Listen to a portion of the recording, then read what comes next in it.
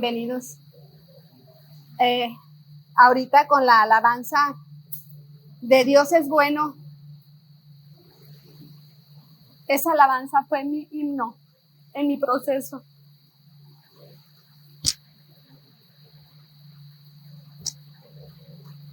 Y por más que quiera no llorar, me derrumbo porque la siento tan mía, esa alabanza. Y cuando estaba cantándola me dice mi padre: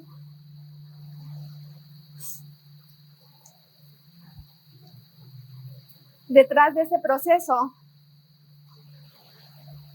hubo un propósito, y es por el que vas a estar ahí enfrente, porque te estoy llevando a otro nivel. Y le doy gracias a Dios aún así con mi nerviosismo, porque no es fácil pararse aquí, es de valientes pararse aquí, la verdad. Le doy gracias porque confía en mí para impartirles este mensaje que sé que es el Espíritu Santo que va a estar hablando. Quiero hacer una pequeña oración para iniciar. Ay, gracias, pastor. Gracias. Me leyó el pensamiento. Padre, gracias por esta oportunidad. Gracias por esta oportunidad de estar aquí parada. Aún así, tú sabes que estoy nerviosa, Padre. Pero me siento gozosa porque estoy siendo un vaso útil para tu obra, Padre. Y porque estoy obedeciendo tu mandato, mi Padre precioso. Gracias, Padre. Yo te pido, Padre precioso, que mandes a tu Espíritu Santo, que sea Él el que me capacite, que no sea mi carne, que sea Él el que dirija mis palabras para dar el mensaje que tú quieres que yo dé a tus hijos, mi Padre precioso. Tu palabra dice que es viva y eficaz. Está viva y es eficaz porque la necesitamos, Padre precioso. La necesitamos en nuestras vidas, mi Señor. Gracias, Padre hermoso. Gracias, en tus manos estamos, mi Padre precioso. Y en tus manos pongo este mensaje, mi Señor. Gracias, Padre, nuevamente. En el nombre de nuestro Señor Jesucristo, Padre. Amén y amén. Dios me ha dado un mensaje muy hermoso. Muy, muy hermoso. Que lo leía y lo leía. Era muy extenso y lo fui recortando. Porque pues no quiero tenerlos aquí 2 horas porque pero está muy hermoso. Sí, ustedes aguantan. Ah, ok. Ya le dijo el pastor. Y los pastores mandan. Qué chiste. Eso no escuché. Bueno, el tema de este mensaje es: la soledad es relativa. Pienso que todos nosotros en algún momento nos hemos sentido solos. O bien o hemos deseado estar solos, ¿no? Porque muchas veces es sano buscar esos momentos para nosotros mismos. Pero la soledad, cuando no la deseamos, pues es algo que no nos gusta, ¿no? Que nos llega a deprimir muchas veces, nos entristece. Pero pues todos pasamos por esos momentos, ¿no? Podemos sentir soledad cuando no he vivido eso, pero me imagino yo que cuando se nos casan nuestros hijos, ese vacío que ellos dejan nos hacen sentir solos. En un divorcio, puede ser en un matrimonio, pero cuando no hay comunicación entre nosotros, pues sí nos sentimos solos, ¿no? No sentimos la compañía. Y a veces deseamos estar solos. Y yo me acuerdo mucho cuando pensaba en esto, de una hermana que decía que ella iba y dejaba a sus niños Ay, no, dice, yo descanso cuando mis hijos están en la escuela. Y es cierto, en cierta parte sí, claro que sí descansa uno de un rato del ajetreo como mamá. Yo soy de las que me pongo a limpiar, me relajo y me pongo a limpiar. Esa es la forma en que yo me relajo. Y sí es por momentos agradable estar a solas, ¿no? En la Biblia hay dos personajes de los que les quiero hablar, que es Jesús y es Elías. Ellos vivieron esa experiencia de soledad en algún momento. Vamos a irnos al libro de Mateo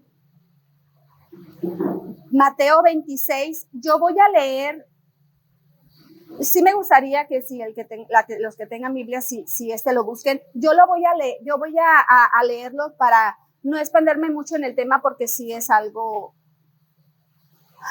largo, no mucho, pero pues no quiero pasar del tiempo, ¿no?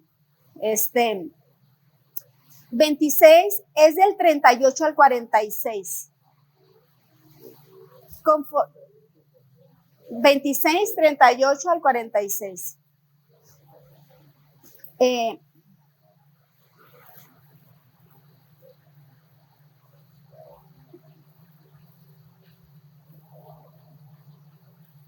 Aquí habla, el primer personaje de los que les hablaré es de Jesús. Aquí en Mateo dice, voy a leerles desde el 36. Entonces llegó Jesús con ellos a un lugar que se llama Getsemaní y dijo a sus discípulos, sentaos aquí, entre tanto que yo voy allí y oro. Y tomando a Pedro y a los dos hijos de Zebedeo, comenzó a entristecerse y angustiarse en gran manera. Entonces Jesús les dijo, mi alma está muy triste hasta la muerte, quedaos aquí y velad conmigo. Digo yo, si yo al pararme aquí me siento nerviosa, me siento intranquila. Ahora Jesús, ¿no? Que sabía qué le deparaba. Me puedo imaginar yo a Jesús en este proceso mío, cómo él se sentía en ese momento. Dice el 38 entonces, el 39, yendo un poco adelante, se postró sobre su rostro llorando y diciendo, Padre mío, si es posible, pasa de mí esta copa, pero no sea como yo quiero, sino como tú.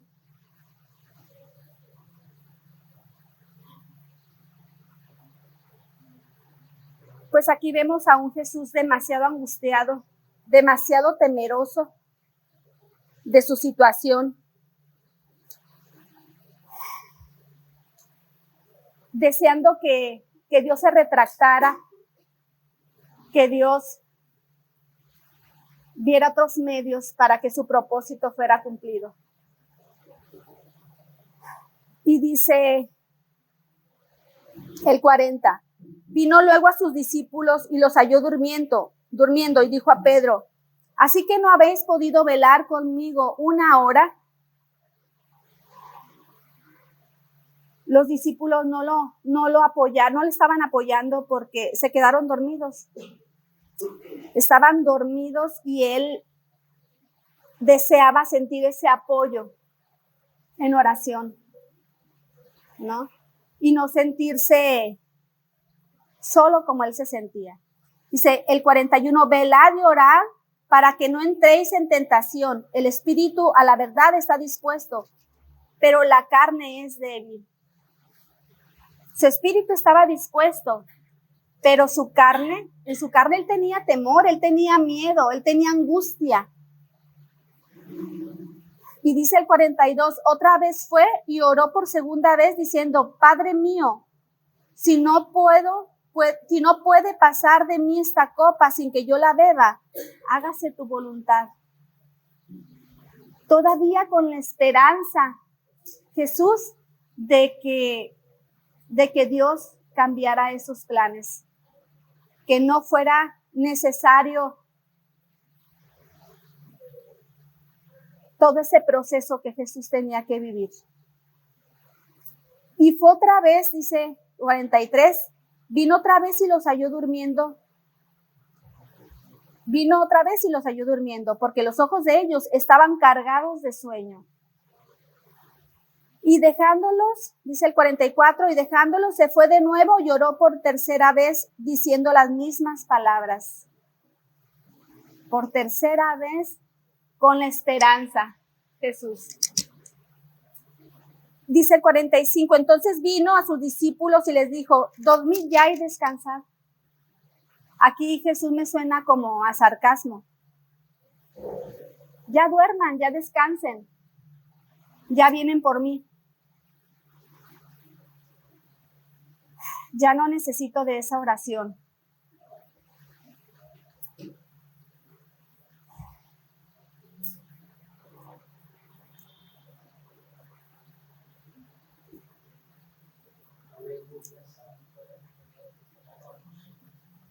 Jesús no sintió el apoyo de los amigos. Para nada, él se sintió totalmente solo. Él buscaba en oración a Dios y yo imagino que le pedía la fortaleza para enfrentar eso, pero aún así buscando de Dios una manera diferente de hacer las cosas, ¿no? De que ese propósito llegara. Jesús no nada más se sintió solo terrenalmente, sino también se sintió abandonado por Dios. Vamos a ver Mateo 27, 46. Si lo quieren buscar, si no, aquí yo se los leo. Dice, Elí, Elí, lama sabactani, que significa, Dios mío, ¿por qué me has abandonado? Esto lo dijo ya estando él en la cruz. Él se sintió solo completamente, terrenalmente solo, porque no tuvo a sus amigos que lo apoyaran. Y pues también se sintió solo en lo espiritual, ¿no? Sentía que Dios no estaba ahí. La soledad muchas veces que sentimos no es realmente verdad, puede ser una soledad mental. Porque muchas veces estamos rodeados de mucha gente y aún así nos sentimos solos.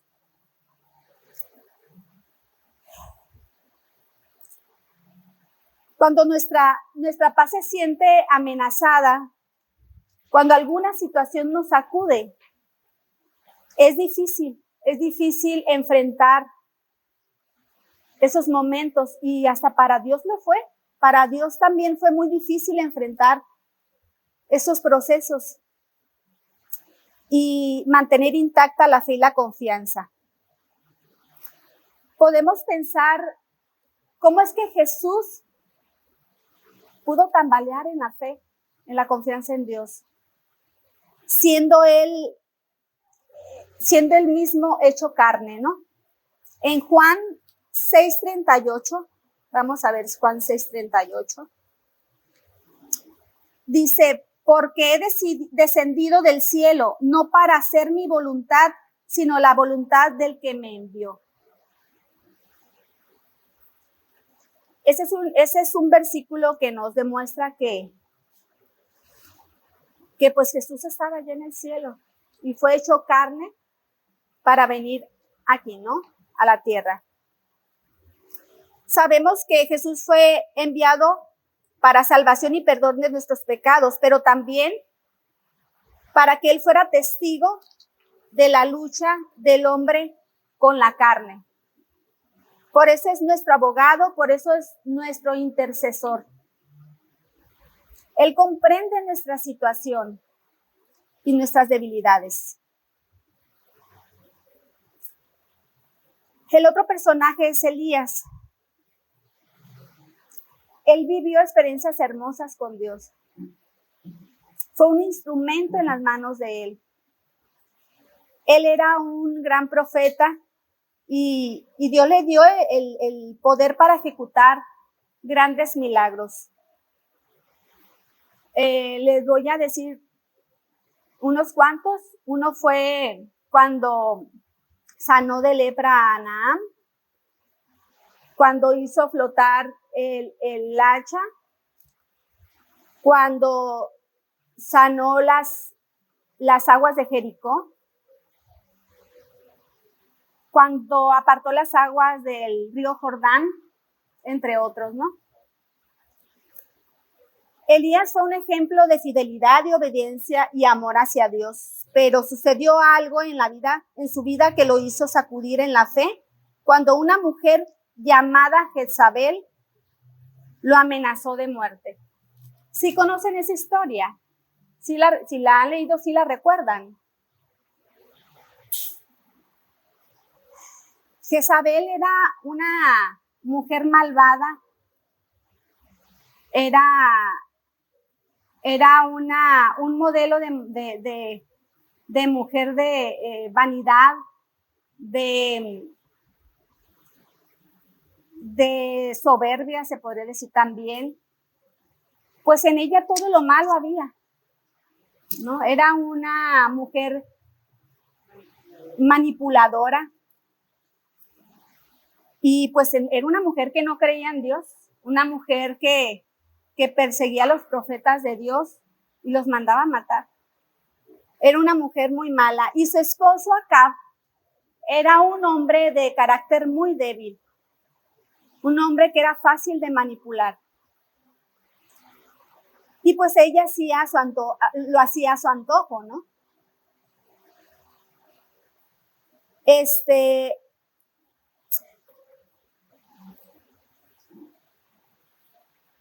Bueno, si ya han escuchado, porque no me quiero ir directamente sin que sepan qué fue lo que causó esa amenaza de Jezabel a Elías.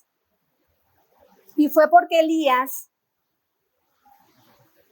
mandó a matar a los profetas de Baal. ¿Sí se sabe esa historia para proseguir? Si no, le explico. En Primera de Reyes, del 19, del 2 al 14,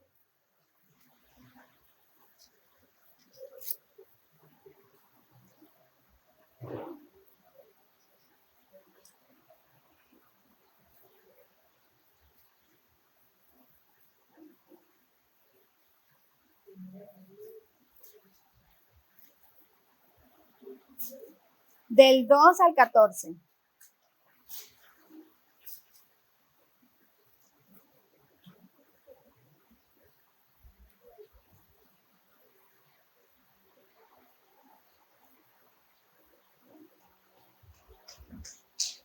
¿Listos? El 2 dice, entonces envió Jezabel a Elías un mensajero diciendo, así me hagan los dioses y aún me añadan. Si mañana a estas horas yo no he puesto tu persona como la de uno de ellos.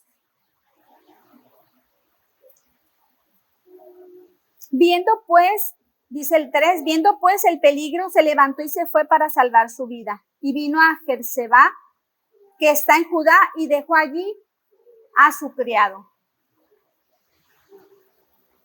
Es sorprendente cómo Elías, que experimentó tantas cosas con Dios, tantos milagros, se derrumbó por la amenaza de la reina. No pensó en los milagros que él había ejecutado con el poder de Dios. Él simplemente se amiedó completamente, se atemorizó. Y dice el 4, y él se fue por el desierto un día de camino y vino y se sentó debajo del enebro y deseando morirse dijo, basta ya, oh Jehová, quítame la vida. se quería morir. El hombre poderoso, el hombre que Dios utilizaba para esos grandes milagros, se quería morir por esa amenaza. No, es algo sorprendente cómo las palabras de esa mujer se quedaron en su mente. Dice el 5, y echándose debajo del enebro, se quedó dormido. Dice, y aquí luego un ángel le tocó y le dijo, levántate y come. Dice el 6, entonces él miró y aquí a su cabecera una torta cocida sobre las ascuas y una vasija de agua, y comió y bebió y volvió a dormirse. Dice el 7, y volviendo el ángel de Jehová la segunda vez, lo tocó diciendo, levántate y come, porque largo camino te resta.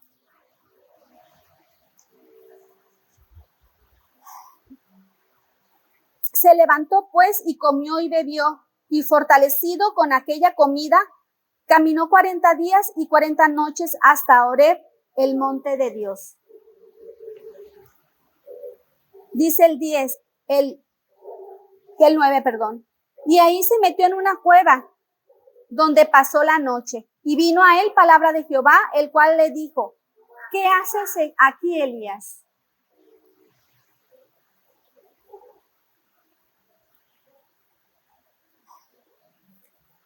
Elías estaba en una cueva encerrado por el temor, por la zozobra, por el infierno en el que estaba viviendo, por esa amenaza. Pero Dios le dice, ¿por qué haces ahí, Elías? Pero yo me imagino a un Dios paciente, a un Dios lleno de ternura, diciéndole, ¿qué haces ahí, hijo mío? ¿Qué haces ahí?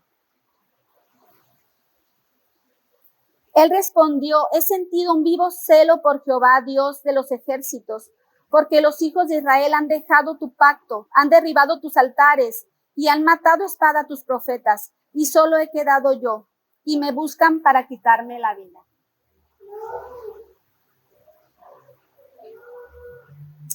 El hecho de que la reina lo amenazara, el hecho de ver que el pueblo de Israel no se había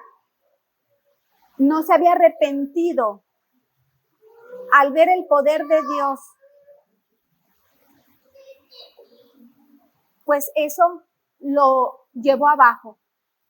Ahí es donde Satanás aprovechó para ponerle el espíritu de temor, el espíritu de depresión. Porque el enemigo, cuando estamos débiles en cualquier área, que cualquier situación nos sacude, el enemigo ahí está al tanto. Y él se aprovechó de Elías en ese momento de debilidad. Él ya tenía fuerzas porque Dios le había mandado alimento. Dios estaba cuidando de él. Pero en su carne él estaba débil completamente. Pero espiritualmente también.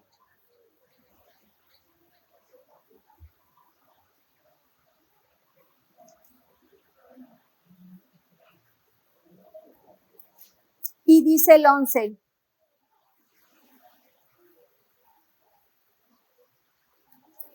Sal fuera, le dice, y ponte en el monte delante de Jehová. ¿Qué es para ustedes ponerse fuera y ponerse en el monte de Jehová? Le dice Dios. Le dice nuestro Padre, sal afuera, ponte en el monte, ponte a orar, sal fuera de tu habitación, sal fuera de tu escondite y ponte a orar, ponte a alabarme, búscame. Búscame, le dice Dios. Porque Dios sabía que venían tiempos muy difíciles, muy difícil para Elías. Yo me imagino este momento cuando Jesús iba a ser entregado. Este momento me lo imagino Elías cuando Jesús iba a ser entregado. Porque lo anterior es todo lo que Jesucristo vivió. Claro, obvio que debe haber vivido temores, sabiendo lo que iba a pasar más adelante, ¿no? Entonces el proceso de Jesús en la tierra, me imagino que no estaba muy contento nada más de pensar el sacrificio que tenía que hacer, ¿no? Entonces, Elías sufrió un proceso parecido al de Jesús. Y aquí dice el mismo versículo 11. Y he aquí Jehová que pasaba y un grande y poderoso viento que rompía los montes. Se vino la tempestad para Elías. Se vino lo fuerte. Por eso Dios le decía, ponte a orar. No te encierres. Prepárate. Fortalécete espiritualmente. Porque vienen los tiempos difíciles.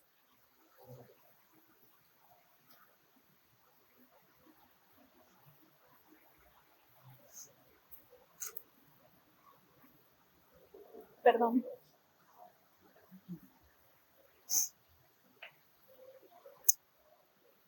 Así me decía mi Dios. Ponte a orar, no te debilites. No te debilites. Sea cual sea el diagnóstico, ahí voy a estar yo. No estás sola.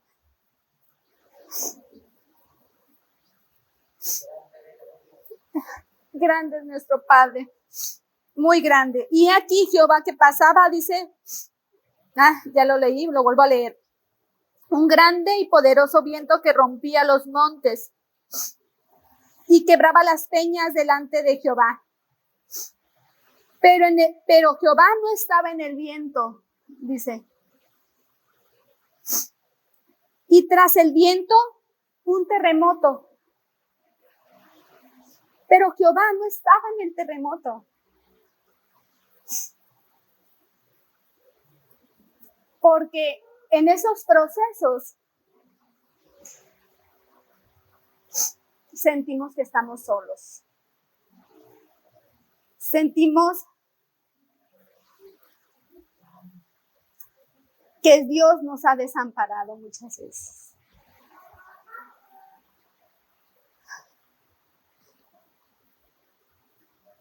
Y tras el viento un terremoto, pero Jehová no estaba en el terremoto. Y tras el terremoto, un fuego. Se pone más difícil la situación.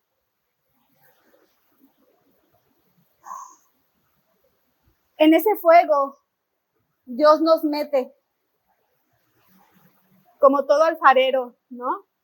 A altas temperaturas. Y tenemos que buscar la fortaleza. ¿Y cómo la debemos de buscar? Con la palabra, con oración, con alabanza.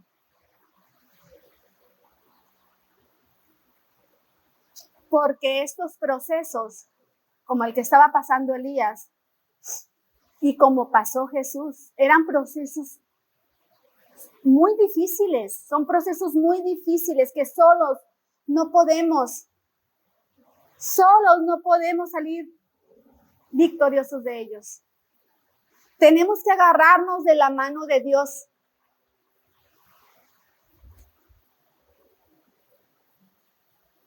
Y dice el mismo versículo 12, pero Jehová no estaba en el fuego. Así se sentía Elías, que Jehová no estaba en el fuego, en ese viento, en ese terremoto, en ese fuego, no estaba Dios.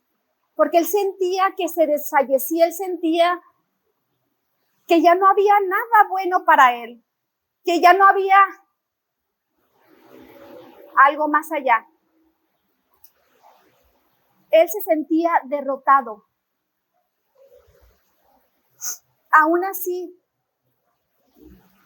a sabiendas, porque no creo que él no, bueno, a lo mejor en esos procesos, sí, no recuerda uno, ¿verdad? Lo que Dios ha hecho en nuestras vidas, en los milagros que Dios ha hecho en nosotros. En esos momentos, pues, estamos más afanados, ¿no? En lo que está pasando en el momento. Y lo demás, lo espiritual se queda a un lado. Y eso es muy peligroso. Es muy peligroso desfallecer. Porque nosotros como hijos de Dios no nos debemos dar ese permiso de desfallecer. Porque Dios no va a atacar a mi vecina que no conoce de Él, de Dios, perdón. No la va a ir a atacar a ella, me va a venir a atacar a mí. Porque el enemigo viene a robar, a matar y a destruir. Y cuando estamos en esos procesos, lo necesitamos a Dios. Y tras ese fuego, un silbo apacible y delicado, dice la palabra.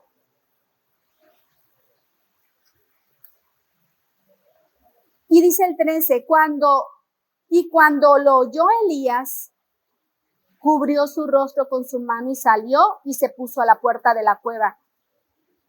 Y he aquí vino a él una voz diciendo, ¿qué haces aquí, Elías? Elías por fin pudo escuchar la voz de Dios. En esa paz, en ese silbo apacible, en esa calma, fue cuando Elías se dio cuenta que no estaba solo, que su padre ahí estaba, que él estuvo en todo este proceso, que él aquí, ahí en ese momento estaba. Y le pregunta otra vez, ¿qué haces aquí, Elías? Y Elías le vuelve a responder, he sentido un vivo celo por Jehová, Dios de los ejércitos, porque los hijos de Israel han dejado tu pacto, han derribado tus altares y han matado a espada a tus profetas. Y solo yo he quedado y me buscan para quitarme la vida. Él se quedó sin amigos y se sintió solo terrenalmente. Él estaba dependiendo de sus amigos. Él estaba dependiendo de sus amigos para sentirse fuerte, porque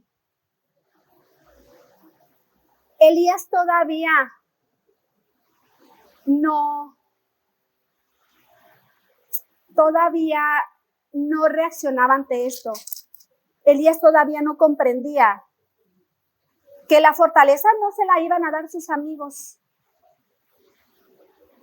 que la fortaleza se la iba a dar Dios. Porque todavía le vuelve a repetir aquí el mismo versículo. Sí, sentía tristeza por el pueblo, pero dice, solo yo he quedado y me buscan para quitarme la vida. Pues ¿acaso Dios no puede contra todos esos profetas de Baal, todos esos profetas de Acera? ¿Acaso Dios no puede no vamos a ponerle número.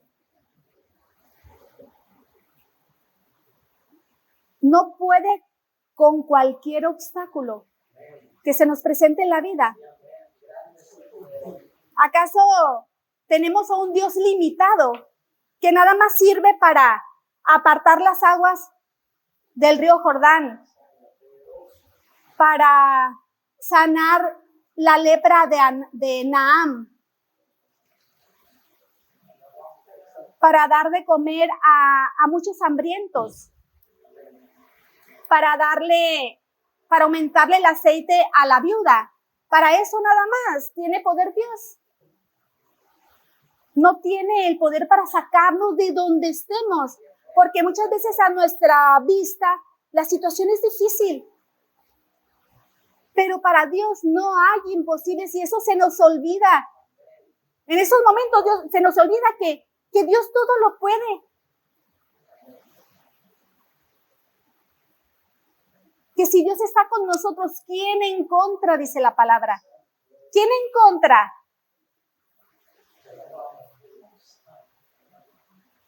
Porque el enemigo no va a poder contra nosotros. No puede contra nosotros. Porque somos unos hijos de Dios y debemos de pararnos fuertemente en la roca y pelear en esos momentos y demostrarle al enemigo que somos fuertes porque Dios está con nosotros, que Dios nos fortalece, que Dios nos cuida, que Dios nos protege, porque Él es el Rey Todopoderoso.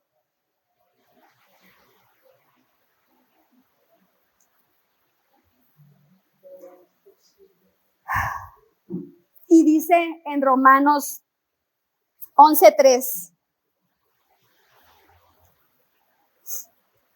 ¿Qué dice? ¿Alguien me lo puede leer? Por favor. Señor, a tus profetas dan muerte y tus altares han derribado y solo yo he quedado y procuran matar. No, es Romanos 11:3. Ajá, 3. ¿3? Sí, es lo que dice.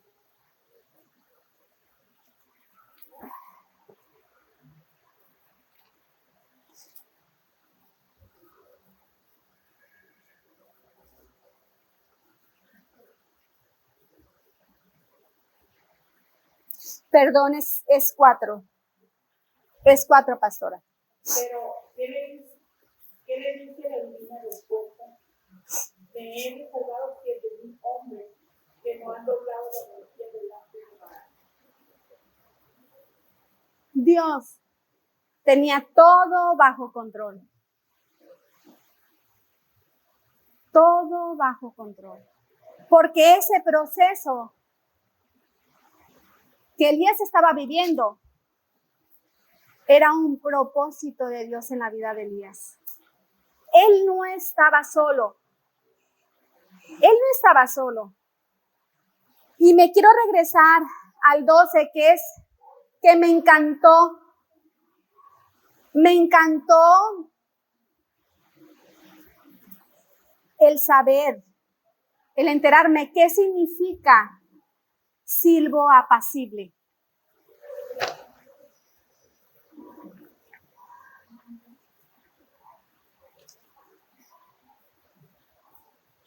Ese silbo apacible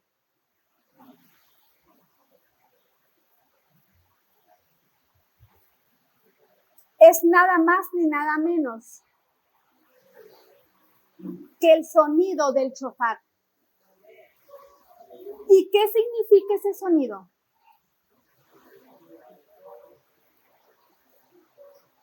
Que la victoria ha sido ganada.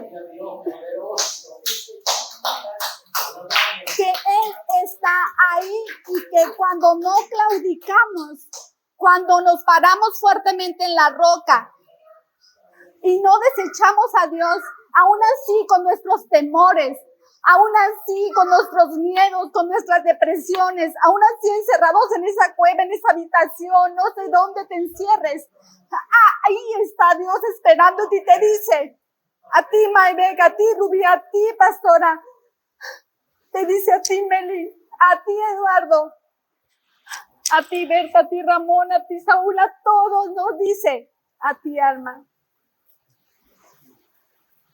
La victoria es tuya. La victoria ha sido ganada y en cada proceso, ahí estoy yo. No lo dudes, porque ahí estoy en ese viento, en ese terremoto, en ese fuego. Ahí estoy yo cuidándote, alimentándote. Ahí estoy yo, te dice. No te desecho, dice nuestro Padre. No te desecho por temer, no te desecho por tu debilidad. Porque por eso nuestro Padre Celestial mandó a Jesucristo. Precisamente por esto, porque para comprender nuestra situación aquí en la tierra. Porque Jesucristo, aún así siendo perfecto, su carne se debilitó. Su carne no estuvo firme. Por eso Jesucristo es nuestro abogado. Es nuestro intercesor. Porque Él sabe nuestras debilidades aquí en la tierra. Pero lo más hermoso es que Dios no nos desecha. Porque muchas veces nosotros somos los que más nos dañamos. Porque si nos derrumbamos, creemos que le estamos fallando a Dios. Y no es así. No es así. Porque somos débiles en la carne, por eso nos derrumbamos. Pero Dios aún así nos ama. Nos ama muchísimo. Por eso iba con Elías y le decía, Elías, ¿qué haces aquí, hijo mío? ¿Qué haces aquí, Eduardo? Te dice Dios. ¿Qué haces aquí? ¿No me conoces todavía? ¿No sabes quién soy todavía?